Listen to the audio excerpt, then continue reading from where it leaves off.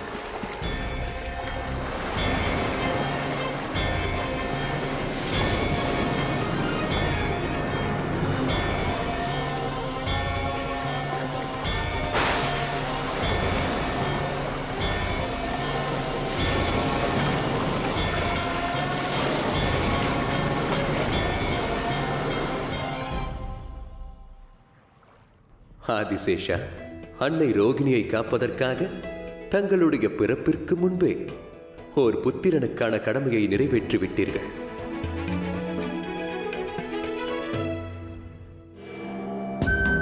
உன் கருவிலுள்ள குழந்தை எங்கே? பிறப்பதற்கு முன்பே உன் குழந்தை எங்கே மறைந்தது? கூறு, கூறு. அவளை விட்டுவிடு. மகாராஜா, மகாராஜா, மகாராஜா, மகாராஜா, நீங்கள் நலம் தானே? மகாராஜா, நமது குழந்தை எங்கே போய்? உன்னுடைய நாடகத்தை நிறுத்து. வேண்டாம். எனக்கு தெரியும், நீதான் ஏதாவது செய்திருக்க வேண்டும். கூறு, என்னிடம் உண்மையை கூறு. தேவகி, தேவகி, தேவகி. உடனே இந்த செய்தியை மகாராஜா கம்சரிடம் தெரிவிக்க வேண்டும்.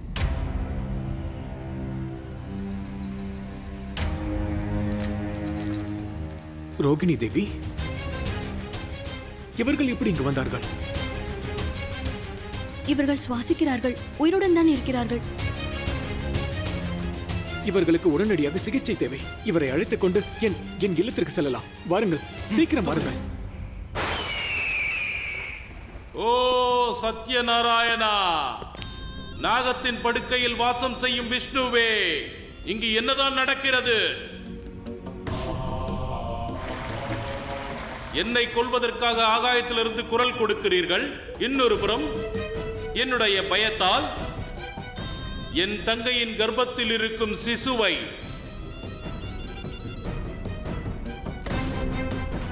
நான் யாரை கொல்வது? யாரை கொல்வது?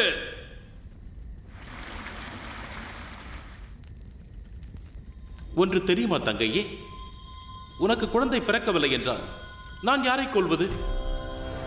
தங்கையே, நான் உன்னுடைய மகனை இந்த கரங்களால் கொல்கின்ற போது 100 சாதுக்களை கொல்வது போன்று ஒரு சுகம் வருகிறது.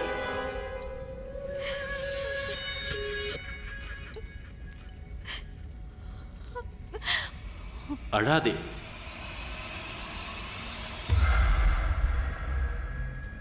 அழாதே தங்கையே. உன்னுடைய குழந்தைகளை என் கைகளால் கொல்லும் போது எனக்கு மிகவும் ஆனந்தமாக இருந்தது. ஆனால் நீ ஏன் இப்படி செய்தாய்? உன்னுடைய 7வது குழந்தையை கொல்வதற்கான வாய்ப்பை எனக்கு தரவில்லையே. என் அன்பு தங்கையே, எந்த தங்கையாவது தன்னுடைய அண்ணனிடமிருந்து அவன் சந்தோஷத்தை இப்படி பறிக்கலாமா கூறு?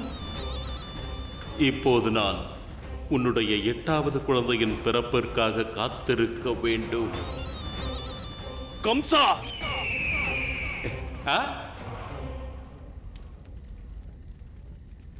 அந்த 8வது குழந்தையின் பிறப்பிற்கு நாங்களும் காத்திருக்கிறோம்.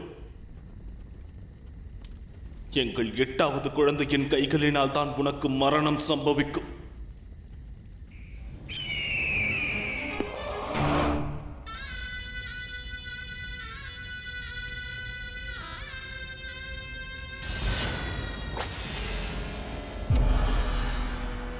ஒரு மனிதன் வாழ்வதற்காக எப்படியெல்லாம் கற்பனை செய்கிறான். இந்த கடவுள் கம்சனின் மரணம் என்பது ஏற்பட வாய்ப்பிருக்கிறதா? உன்னை நிச்சயம் கொள்வேன் வசுதேவா. ஆனால் அதற்கு முன்பாக உனக்குள் இருக்கும் இந்த நம்பிக்கையை நான் கொள்வேன். ஏனென்றால் நீ இறக்கும் போது நான் உன்னுடைய கண்களில் கம்சனால் ஏற்படும் பயத்தை பார்க்க விரும்புகிறேன்.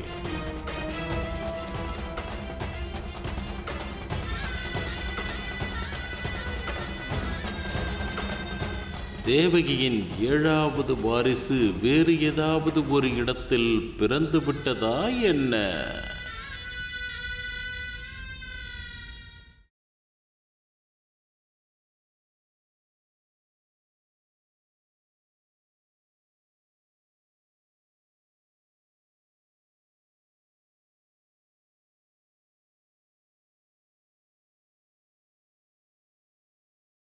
அது மட்டுமல்ல யசோதா, இவனை பார்ப்பதற்கு நண்பர் வசுதேவர் போல் உள்ளான்.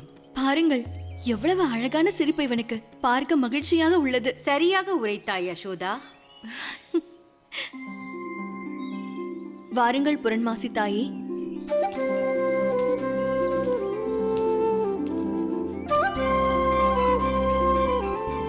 தாயே, குழந்தையை ஆசீர்வதியுங்கள். நந்தரே, அந்த ஹரியுடைய ஆசீர்வாதம் இருக்கும்போது நான் இந்த குழந்தைக்கு என்னவென்று ஆசீர்வதிப்பது? தாங்கள் கூறுவது விளங்கவில்லை. அவருடைய லீலைகள் யாருக்கு எப்படி புரியும் நந்தரே? முழுமையான பக்தியின் மூலமாகத்தான் நாம் அதை அறிந்து கொள்ள முடியும். பிறகு நானும் பார்க்கிறேன், இந்த பூமி, இந்த பிரபஞ்சம் அனைத்தும் மகிழ்ச்சியாக இருக்கின்றன. அந்த லீலைகள் நிறைந்த புருஷோத்தமனே இங்கு அவதரித்தது போல் தோன்றுகிறது.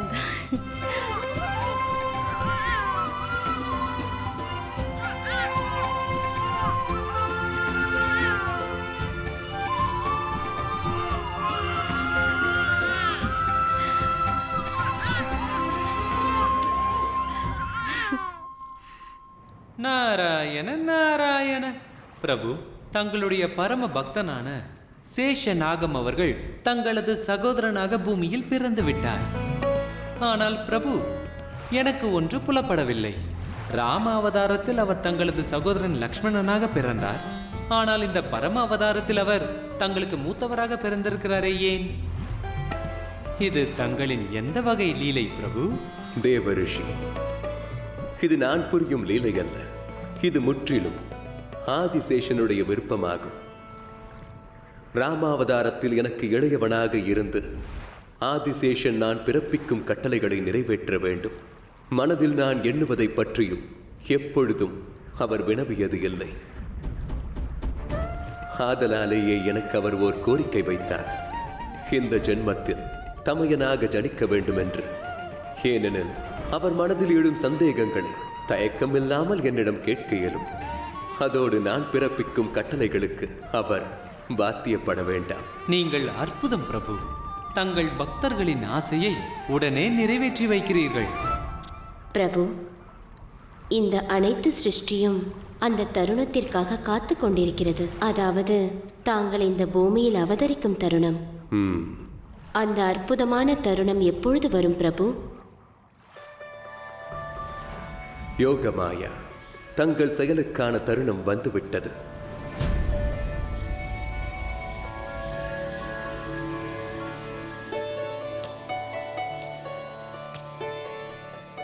நண்பரே, ரோகிணியும் அவருடைய குழந்தையையும் இங்கு இருப்பதை நாம் எப்படியாவது மறைத்தாக வேண்டும்.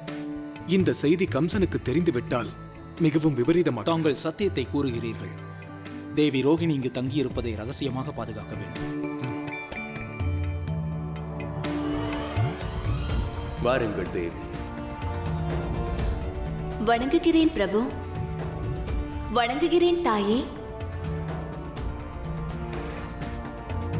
யோகமாயா, தாங்கள் இன்றி இவ்வுலகத்தில் என் லீலைகள் அமையாது என்பதை அறிவீர்கள். நான் மீண்டும் என் மாயைகளை புரிய வேண்டிய நேரம் கணித்தது. தாங்கள் செல்லுங்கள். அன்னை யசோதையுடைய பக்தியின் காரணமாக அவர்களுடைய புதல்வியின் ரூபத்தில் ஜனித்திடுங்கள். தங்களின் விருப்பப்படியே பிரபு.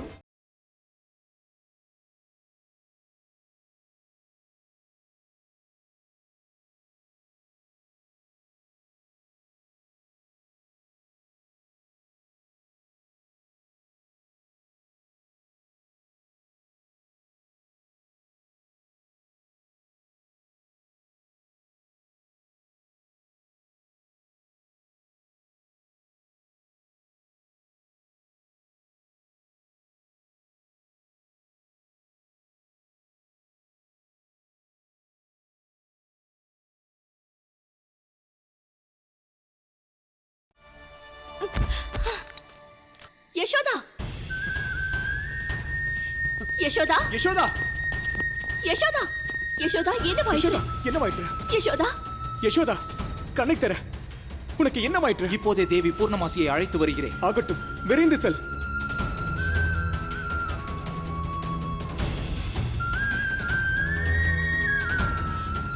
கடலில் இருக்கும் முத்து போல, வானத்தில் இருக்கும் நிலவை போல மனதில் மிகவும் நிறைந்திருக்கிறது. இங்குதான் உறங்கிக் கொண்டிருக்கிறது. தாயே, எனக்கு ஒன்றும் விளங்கவில்லை. நந்தரே, நீங்கள் செய்த கருமங்களுக்கெல்லாம் பலன் கிடைத்து விட்டது நந்தரே. நந்தரே, நீங்கள் தந்தையாக போகிறீர்கள்.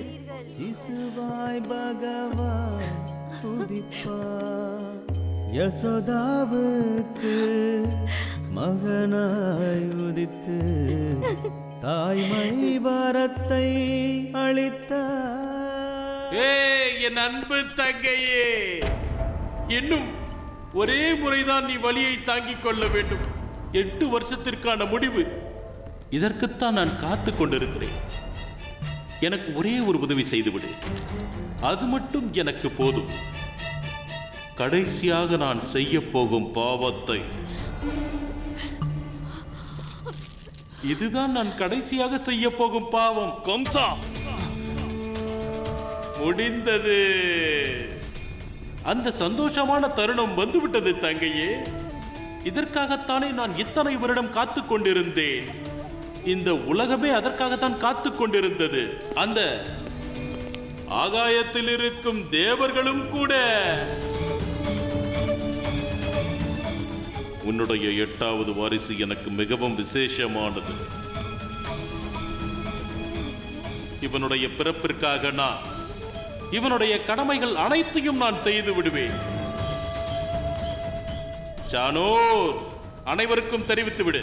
இன்றிலிருந்து சரியாக 8வது மருமகன் எப்போது பிறக்கிறானோ அதை மதுராவில் உற்சவமாக கொண்டாட வேண்டும்.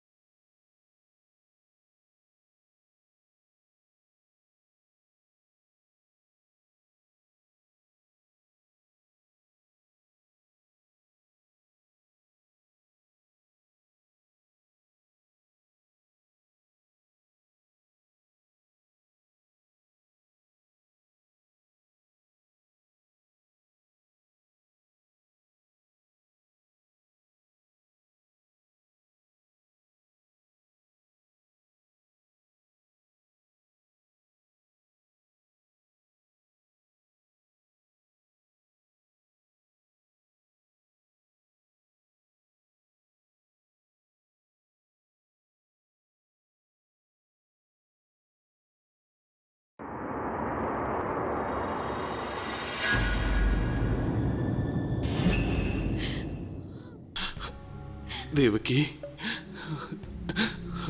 உன் வேதனையை என்னால் நன்கு உணர முடிகிறது தேவகி. அந்த தேவர்களை சற்று மனதில் நினைத்துக்கொள் தேவகி. நமது 8வது வாரிசுதான் கம்சனின் முடிவிற்கு காரணமாக இருப்பான். நம்முடைய இந்த தவம் நிச்சயம் பூர்த்தி அடையும் தேவகி. நிச்சயம் பூர்த்தி அடையும். பிரபு, இனி அனைத்தும் உங்களிடம்தான் உள்ளது. எங்கள் 8வது வாரிசை நீங்கள் தான் காப்பாற்ற வேண்டும்.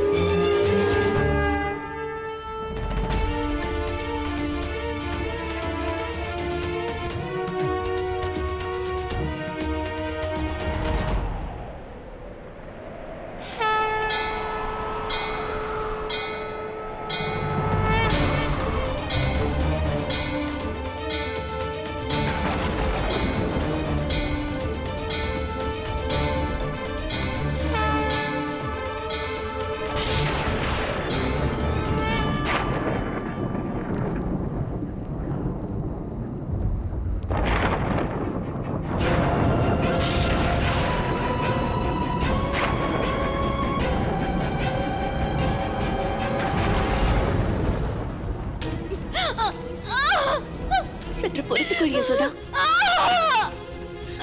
பொறுத்துக்கொள் யசோதா.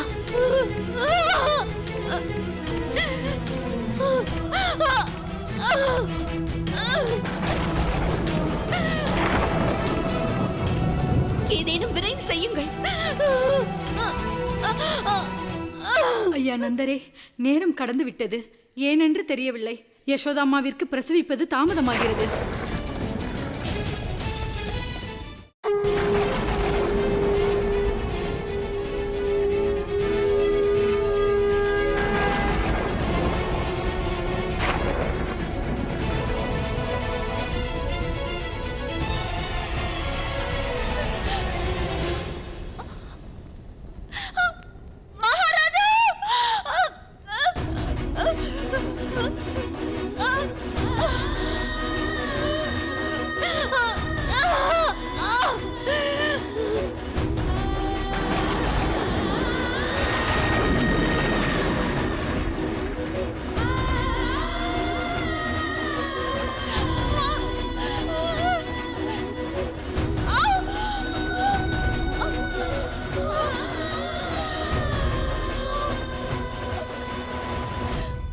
நான் எப்போது என்னுடைய ஆசை மருமகனுக்கு மரணம் என்கிற நிரந்தரமான தூக்கத்தை கொடுக்கிறேனோ, அதுவரை மதுராவில் யாரும் உறங்கக்கூடாது.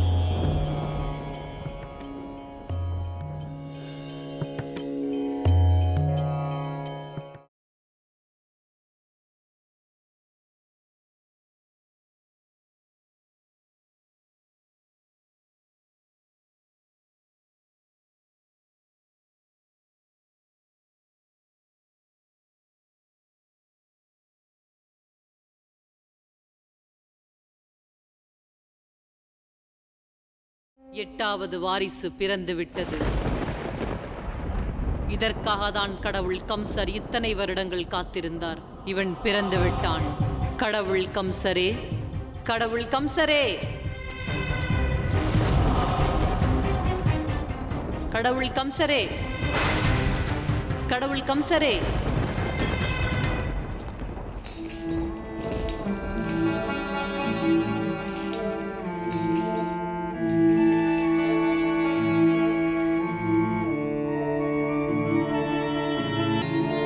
தேவகி, தேவகியின் 8வது வாரிசு உன்னை கொல்லப் போகிறான் கம்சா. எனது 8வது குழந்தை பிறந்த உடனேயே நானாகவே வந்து உங்களிடம் ஒப்படைப்பேன்.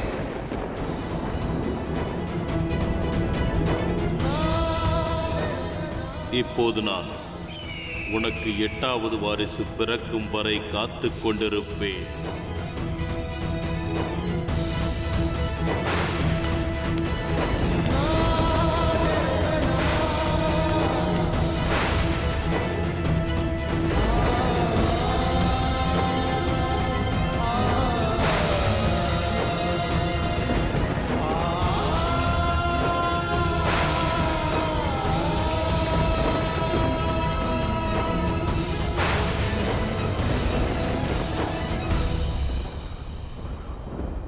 பிரபு,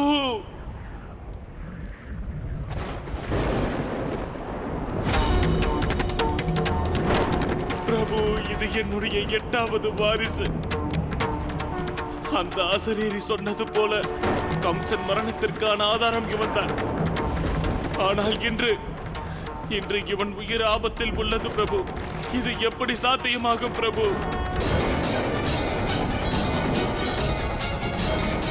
கம்சனின் மரணம் யார் கைகளால் நிகழும் என்று சொன்னீர்களோ அவனுக்கு எப்படி நீங்கள் முடிவை கொடுக்கலாம் பகவானே?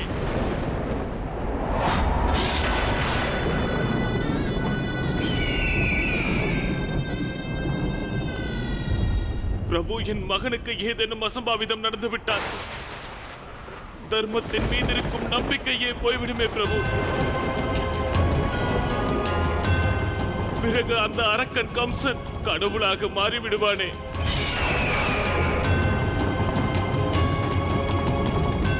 அதன் பின்னர் இந்த சிருஷ்டி முழுவதும் பாவம், இருள் என்னும் அதர்மத்தில் மூழ்கிவிடுமே பிரபு.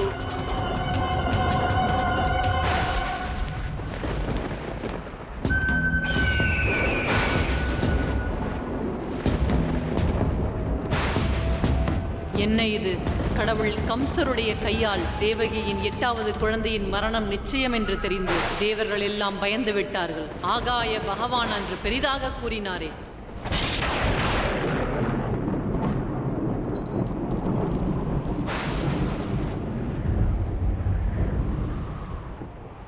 தெய்வமே, அதர்மங்களை தடுப்பதற்காக நாங்கள் என்ன செய்வோம்?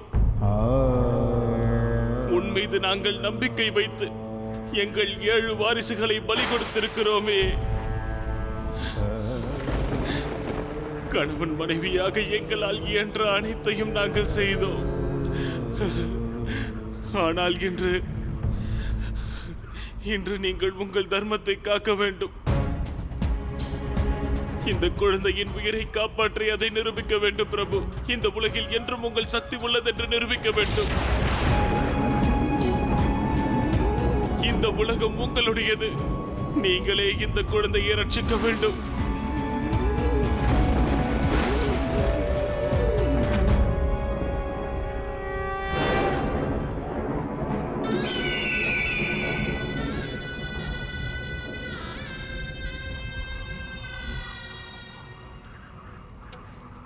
நீங்கள் தான் இவனை காப்பாற்ற வேண்டும்.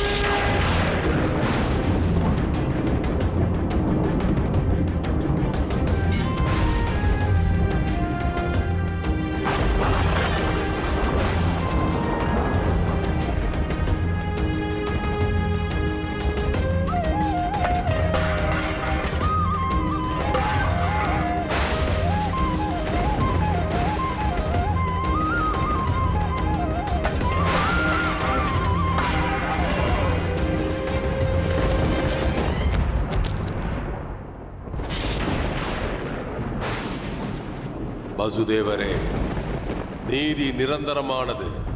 இந்த குழந்தையின் ஜனனம் அநீதியை அழிப்பதற்காக தர்மத்தை நிலைநாட்ட பிறந்தவன்.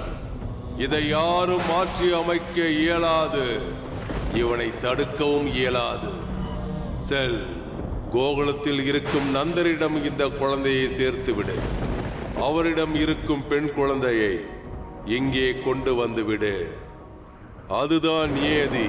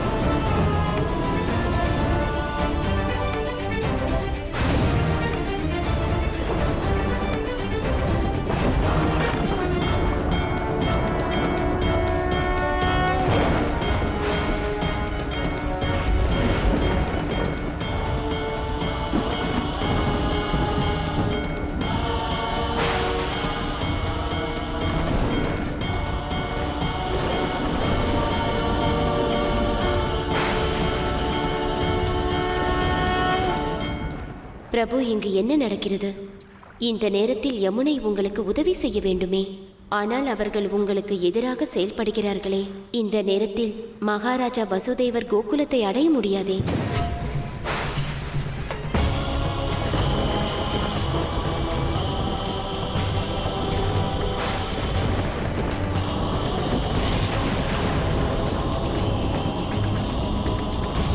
தாங்கள் கவலை களையுங்கள் தேவி. நிகழ்வது அனைத்துமே விதியின் பலனாகவே நிகழ்கிறது. பிரபு, நடப்பது என்னவென்றால், அதாவது மகாராஜா வசுதேவர் கோகுலத்தில் நந்தர் இல்லத்தை அடைய வேண்டும். ஆனால் இங்கு நடப்பதை பார்த்தால் யமுனை அவர்களின் உயிரை குடித்துவிடும் போலிருக்கிறதே.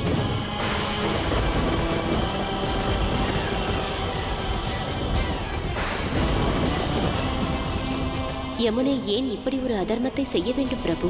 தேவி, யமுனை மகாராஜர் வாசுதேவருடைய மார்க்கத்தை தடுக்கவில்லை. அதற்கு பதிலாக தனது முக்தியை தேடிக்கொண்டிருக்கிறார்.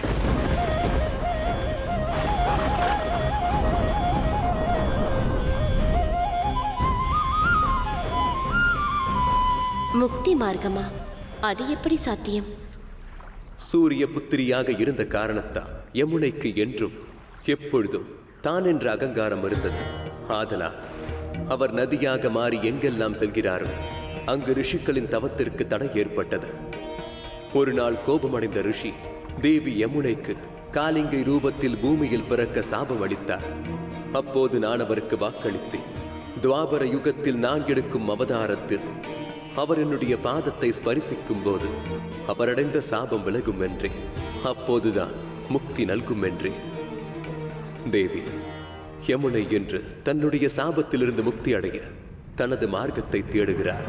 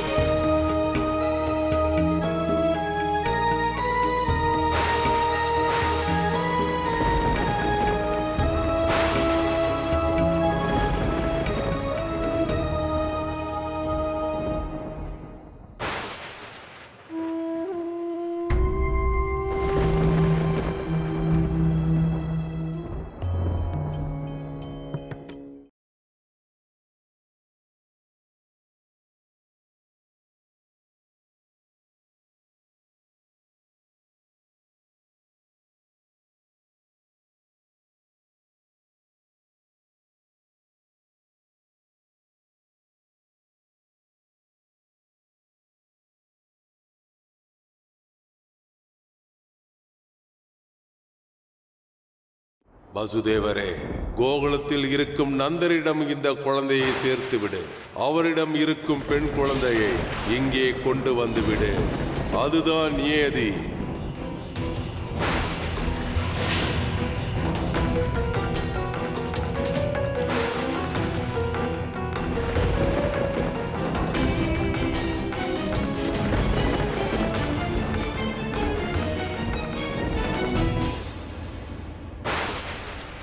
நான் கொடுமைக்காரனாக இருக்க விரும்பவில்லை.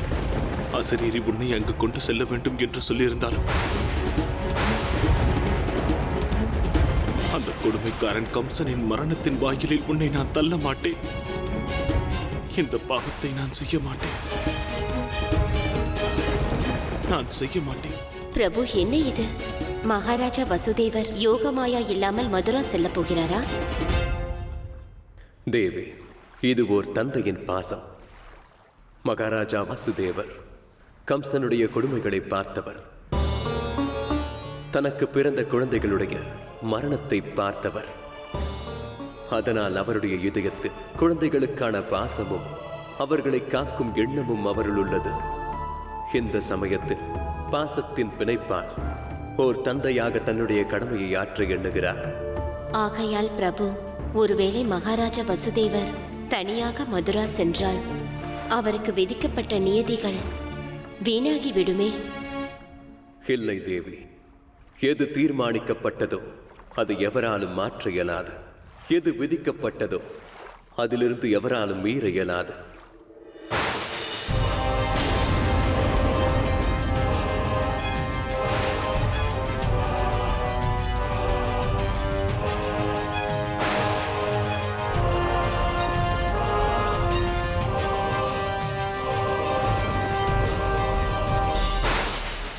நான் உன்னை என்னுடன் அழைத்துச் செல்ல விருப்பப்படவில்லை. என் மகனின் உயிரை காப்பாற்றி உன் உயிரை நான் எப்படி ஆபத்தில் சிக்க வைக்க முடியும்?